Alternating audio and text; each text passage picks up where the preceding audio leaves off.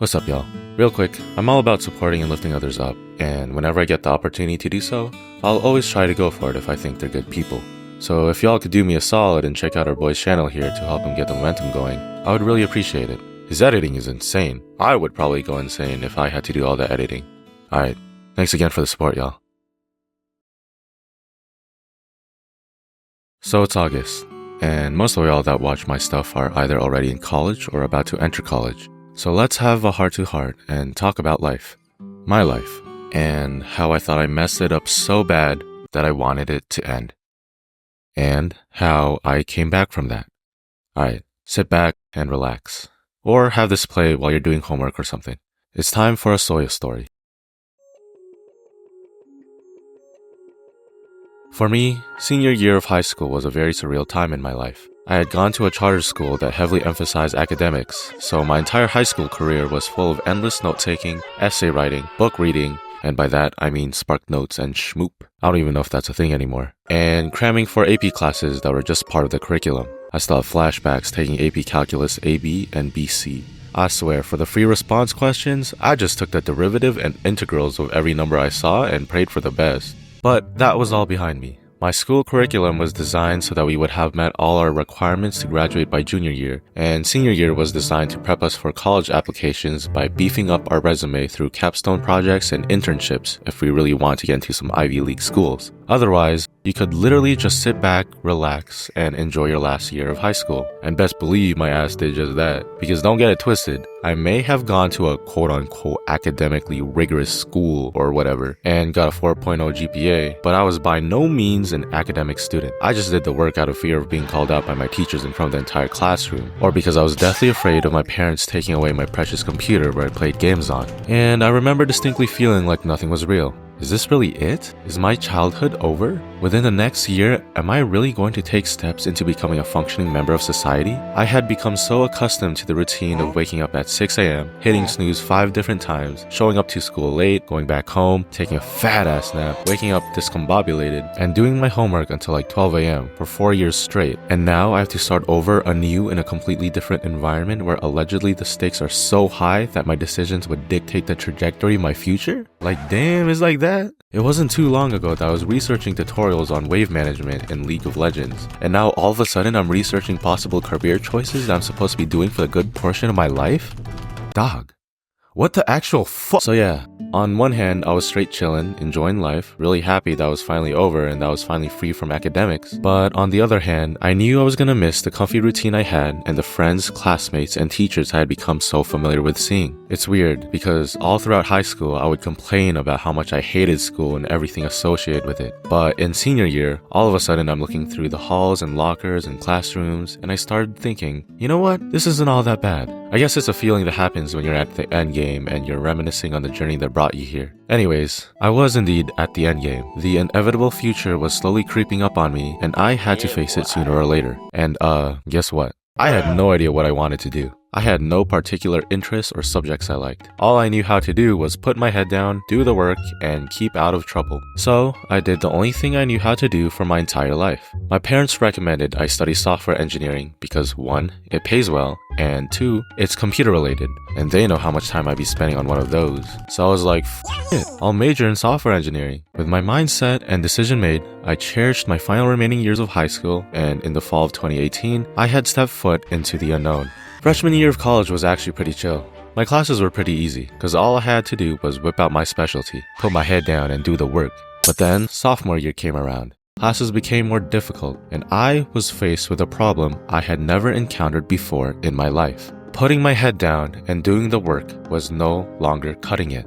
Back then, it was so simple. If I do as I was told and keep my head down, I wouldn't get in trouble and I'd be able to enjoy the weekends. But this time, that wasn't enough. When things got difficult and I was struggling with classes, I found myself asking, why am I putting myself through this? Is this the reality of working as an adult? Am I going to feel like this every single time I show up to work? For the first time in my life, I was thinking for myself, instead of just simply doing what others told me to do. And what the hell, it was absolute agony, because I didn't have the answers. I would constantly think, reflect, and ruminate to try and discover my true self and my passions or whatever the f that meant. and I was just left more lost and confused than ever before. And it spiraled me into a depression where I was stressed about my future, I hated what I was doing in college, and most of all, I hated myself for not being like everyone else. I wanted to be normal. I wanted to have something that I was passionate about or interested in, or at the very least, be able to continue to keep my head down and do the work without feeling the way I did. But I couldn't do any of that, and it made me feel pathetic.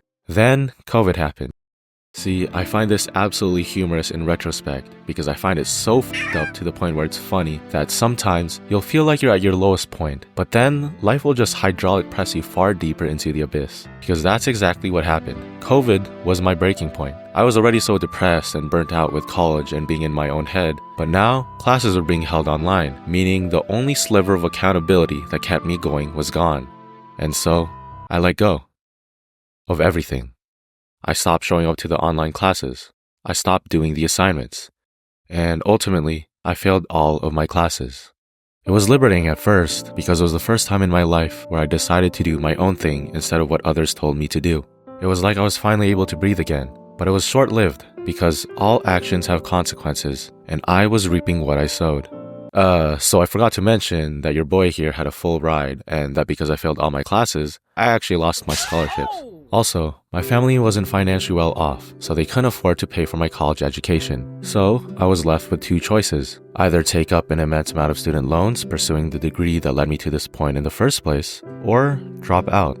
I chose the second option, and holy f*** did that make me plummet into a deeper, darker depression. I already hated myself for not having any passions or interests like everyone else, but now I was just a living waste of space who had the opportunity of a lifetime, literally a full ride to higher education, but because I succumbed to the weight of my mental issues, I threw it all away.